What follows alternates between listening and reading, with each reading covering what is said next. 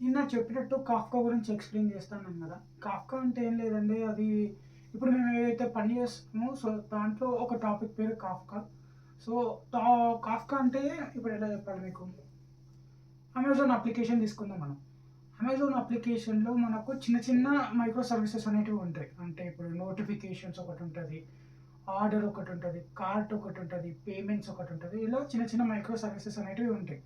So, ఇప్పుడు ఒకవేళ ఒక స్టార్టప్ అమెజానే ఒక స్టార్టింగ్ స్టేజ్‌లో ఒకవేళ అది టైట్‌లీ కపుల్డ్ ఆర్కిటెక్చర్ అయితే. టైట్‌లీ కపుల్డ్ ఆర్కిటెక్చర్ అంటే ఇప్పుడు ఒక సర్వీస్ మీద ఒకదానికి డిపెండెంట్ అయ్యి ఉన్నది. ఇప్పుడు ఎట్లా అంటే ఆర్డర్‌ని నేను ప్లేస్ చేసినాననుకో, ఆర్డర్ తర్వాత పేమెంట్స్ అనేటివి ఉంటాయి. పేమెంట్స్ తర్వాత పేమెంట్ అయిపోయిన తర్వాత నోటిఫికేషన్ ఎళ్తది. సో, ఈ 3 అనేటివి ఒకదానికి ఒకటి డిపెండ్ అయ్యి ఉన్నది. సో, ఇప్పుడు పేమెంట్స్ దగ్గర మనకేదైనా ప్రాబ్లమ్ అయ్యింది అని అనుకుంటే అది నోటిఫికేషన్‌కి ఎళ్ళదు. సో, ఒకదాని మీద ఒకటి డిపెండెంట్ అయ్యి ఉన్నది. ఇప్పుడు పేమెంట్ ఫెయిల్ అయిపోయిన తర్వాత గూడా పేమెంట్ ఫెయిల్ అయింది అని జెప్పేసి నోటిఫికేషన్ ఎళ్ళకపోతే అది ప్రాబ్లమే గదా! సో, ఒకదానికి డిపెండెన్సీ ఎక్కువుండడం వల్ల కొన్ని కొన్ని సార్లు ఒక ఏంది అంటే వేరే లెవెల్ ఆఫ్ ప్రాబ్లమ్ అనేది వస్తది. ఇప్పుడు బ్లాక్ ఫ్రైడే గాని, లేదు అంటే ఇప్పుడు సేల్ నడుస్తున్నది అమెజాన్‌ది. సో, ఇలా డిఫరెంట్ డిఫరెంట్ డేస్‌లో డిఫరెంట్ డిఫరెంట్ సేల్స్ అనేటివి నడుస్తాయి. అప్పుడు ఎక్కువ నంబర్ ఆఫ్ యూజర్స్ అనేవాళ్ళు ఆ అప్లికేషన్ హిట్ చేసినప్పుడు అప్లికేషన్ అనేది క్రాష్ అయితది. అప్లికేషన్ క్రాష్ అయితే ఇప్పుడు పేమెంట్స్ గాని, ఇంకో దానికి గాని డిపెండెంట్ అయిన వేరే సర్వీసెస్ ఉంటాయి గదా! సో, దానికేమైతది అంటే మెసేజెస్ అనేటివి అప్‌డేట్ అవ్వదు. సో, ఇక్కడేంది అంటే టోటల్ అప్లికేషన్ అనేది డిస్రప్ట్ అయిపోతది. సో, ఈ ప్రాబ్లమ్‌ని సాల్వ్ జేయడానికి వచ్చిందే కఫ్కా. కఫ్కా అంటే ఏం గాదు. అదొక బ్రోకర్ లాంటిది. ఇప్పుడు ఆర్డర్‌కి, ప్లేస్‌మెంట్‌కి ఎప్పుడైతే డైరెక్ట్ కనెక్షన్ ఉన్నదో, ఆ కనెక్షన్‌ని దూరం జేసి మధ్యలో వచ్చిందే కఫ్కా. సో, కఫ్కా ఏం చేస్తది, ఇప్పుడు ఆర్డర్ ఉన్నది. ఒక కస్టమర్ వచ్చేసి ఆర్డర్‌ని ప్లేస్ చేసుకున్న తర్వాత, ఈ ఆర్డర్ మెసేజ్ ఏదైతే ఉన్నదో, ఈ మెసేజ్ పోయి కఫ్కాలో చేరుతది. కఫ్కా ఏం చేస్తది, ఆ మెసేజ్‌ని స్టోర్ చేసుకొని, ఎప్పుడైతే ఇన్వెంటరీ అంటే ఇప్పుడు ఎంత స్టాక్ ఉన్నది అవన్నీ. ఇన్వెంటరీకి గాని, పేమెంట్స్ గాని, నోటిఫికేషన్స్ గాని, వాళ్ళ అవైలబిలిటీ తగ్గట్టు ఒకవేళ వాళ్ళకేమైనా ఇన్ఫర్మేషన్ అవసరం ఉంటే, ఈ కాఫ్కా నుంచి ఆ మెసేజ్ అనేది తీసుకుంటది. సో, ఇదే సింపుల్‌గా కాఫ్కా చెప్పాలి అంటే. ఇప్పుడు ఇట్లా అసలు ఏం పంపిస్తున్నది? ఎలాంటి డేటా పంపిస్తున్నది అంటే, ఇప్పుడు ఆర్డర్స్ ఉన్నది. ఆర్డర్స్ ఒక కైండ్ ఆఫ్ ఒక కస్టమర్ ఇన్ని సెట్ ఆఫ్ ఆర్డర్స్‌ని పర్చేస్ చేసిండు. అదొక డేటా. ఈ డేటాని మెల్లగా పోయి కఫ్కాలో మనం స్టోర్ చేస్తాము. కఫ్కాలో ఎలా స్టోర్ చేస్తున్నాము అంటే, దాని పేరే ఈవెంట్ అనేది ఉంటది. ఈవెంట్ కీ ఇంకా వాల్యూ ప్లేయర్‌లో స్టోర్ చేస్తుంటాము. సో, ఈ ఈవెంట్ అనేది కఫ్కాలో స్టోర్ అయితది. కఫ్కాలో స్టోర్ అయిన తర్వాత కఫ్కాలో ఎలా స్టోర్ అయితది అంటే, ఇప్పుడు ఆర్డర్ అనేది ఒక సర్వీస్. ఆర్డర్ లాంటిదే వేరే వేరే సర్వీసెస్ ఉంటాయి. లైక్ పేమెంట్స్ గానీ, ఇన్వెంటరీ గానీ. సో, ఈ వేరే వేరే సర్వీసెస్ గూడా వాళ్ళకు సంబంధించిన కొన్ని కొన్ని ఈవెంట్స్ అనేటివి ఉంటాయి. ఈ ఈవెంట్స్ అన్నీ మళ్ళీ కఫ్కాలో జాయిన్ అయితాయి. సో, ఒకటే నంబర్ ఆఫ్ స్ట్రీమ్ ఆఫ్ డేటాని కఫ్కాలో పెడితే, కఫ్కా ఏం చేస్తది కన్‌ఫ్యూజ్ అయిపోతది. సో, ఆర్గనైజ్డ్ డేటా అనేది లేదు కఫ్కాలో. సో, ఈ డేటాని ఆర్గనైజ్ చేయడానికి ఒక సిస్టమ్‌ని తీసుకొనొచ్చిండు. ఆ సిస్టమ్ పేరే టాపిక్. టాపిక్ ఏం చేస్తది, ఏవైతే ఈవెంట్స్ ఉన్నదో, ఆ ఈవెంట్స్‌ని ఆర్గనైజ్డ్‌గా టాపిక్‌లో పెట్టుకుంటది. సో, ఎప్పుడైతే ఇప్పుడు పేమెంట్స్‌కి సంబంధించిన ఏవైతే ఈవెంట్స్ ఉన్నాయో మొత్తం పేమెంట్ టాపిక్‌లోనే ఉంటది. ఆర్డర్స్‌కి సంబంధించిన టాపిక్ ఏదైతే ఉంటదో అది మొత్తం ఆర్డర్స్ టాపిక్‌లోనే ఉంటది.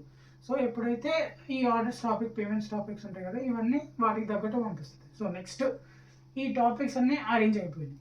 సో, ఈ టాపిక్స్‌ని ఎవరు తీసుకుంటారు అంటే కన్స్యూమింగ్ అప్లికేషన్స్. అంటే ఈ డేటాని ఎవరైతే కన్జ్యూమ్ చేసుకుంటారో దాన్నే కన్స్యూమర్స్ అంటారు. ఇప్పుడు ఆర్డర్ ఉన్నది.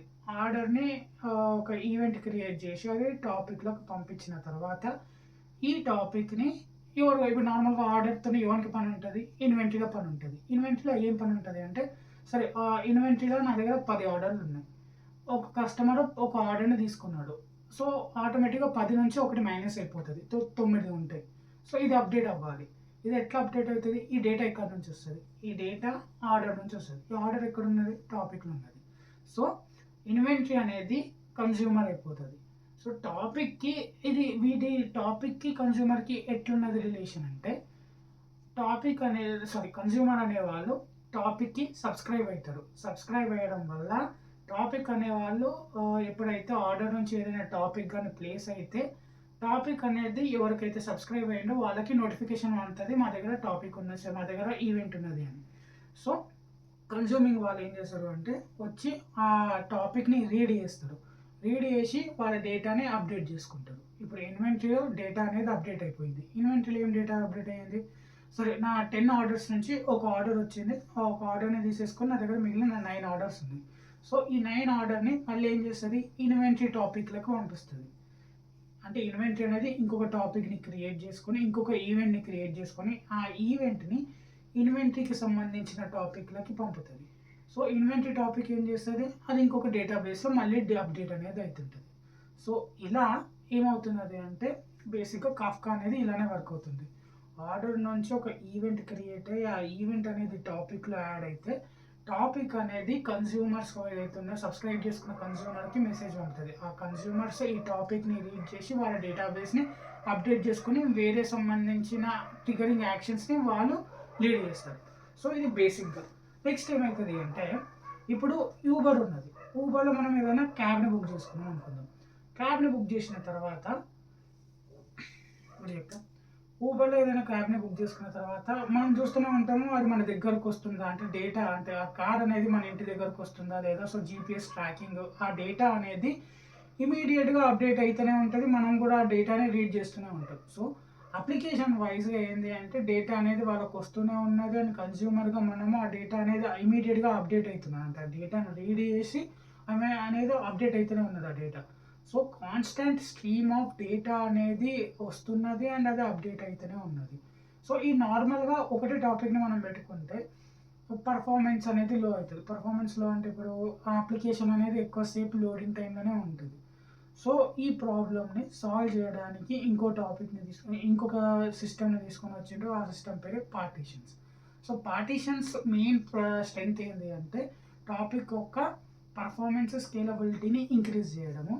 అండ్ ఇప్పుడు నేను ఏదైతే డేటాను ఆర్గనైజ్ చేస్తుంది అన్నాను కదా, టాపిక్ లోపల పార్టీషన్స్ ఉంటాయి. ఈ పార్టీషన్స్ ఈవెంట్స్ని అనే ఇప్పుడు ఈ ఆర్డర్కి సంబంధించిన ఈవెంట్స్ని ఆర్డర్కి పంపిస్తుంది అండ్ ఇన్వెంటరీకి సంబంధించిన ఈవెంట్స్ని ఇన్వెంటరీకి పంపిస్తుంది. సో ఇది పార్టీషన్ టాపిక్ లోపల ఉన్న పార్టీషన్స్ డేటాని ఈవెంట్స్ని ఆర్గనైజ్ చేస్తుంది. అండ్ ఇప్పుడు ఈ ఈవెంట్స్ని ఆర్గనైజ్ చేసిన తర్వాత ఏమవుతుంది? సరే, నువ్వు డేటా పంపిస్తున్నది, స్ట్రీమ్ ఆఫ్ డేటా ఇమీడియట్గా నా దగ్గరకు వస్తూనే ఉన్నది అండ్ పార్టీషన్స్ ఆ డేటాని కరెక్ట్గా ఆర్గనైజ్ చేస్తూనే ఉన్నారు. దాని తర్వాత ఏమవుతుంది అంటే టాపిక్ ఈ డేటాని అంటే స్ట్రీమ్ ఆఫ్ డేటాని మనం కన్జ్యూమర్స్కి పంపిస్తున్నాం. కానీ ఒకటే స్ట్రీమ్ ఆఫ్ డేటా అంటే నాకు 10 లెటర్లు 100 లెటర్లు కన్జ్యూమర్ సైడ్ వచ్చి పడితే కన్జ్యూమర్ వాటిని ఎలా రీడ్ చేస్తారు? కొద్దిగా ప్రాబ్లం అవుతుంది. సో ఈ ప్రాబ్లమ్ని సాల్వ్ చేయడానికి కన్జ్యూమర్ నుంచి వచ్చినదే consumer groups. So consumer groups ఏంటంటే స్ట్రీమ్ ఆఫ్ పార్టీషన్ డేటా అంటే పార్టీషన్స్ డేటా ఏదైతే పంపిస్తుందో ఆ డేటాని కన్జ్యూమర్ గ్రూప్స్ అనేటివి రీడ్ చేస్తాయి. So that is how this total Kafka thing అనేది వర్క్ అవుతుంది. అండ్ అదే చెప్తున్నాను కదా, మధ్యలో ఏదైతే ఉన్నదో దాన్ని బ్రోకర్ అంటారు. సో అంటే క్లియర్గా ఇప్పుడు కాఫ్కా ఏదైతే వచ్చిందో కాఫ్కా నుంచి ఈవెంట్స్ ఏదైతే ప్రొడ్యూస్ అయినాయో ఈ ఈవెంట్స్ అనేటివి ఎక్కడ స్టోర్ అవుతాయి అంటే బ్రోకర్లో స్టోర్ అవుతాయి. అండ్ ఈ బ్రోకర్స్ అనేటివి అన్నీ ఎక్కడ ఉంటాయి అంటే కాఫ్కా క్లస్టర్లో ఉంటాయి. సో నేను నేర్చుకున్నంత వరకు ఇది. ఇంకో కొద్దిగా నేను సినిమా లాంగ్వేజ్ చెప్దాం అనుకున్నాను కానీ అంత పర్ఫెక్ట్ ఎగ్జాంపుల్తో నాకు రాలేదు. సో అందుకే ఇలా చెప్పాను. అండ్ ఇదే కాకుండా ఇప్పుడు రైటింగ్కి సంబంధించి ఒక టాస్క్ తీసుకుంటాను అని అన్నాను కదా.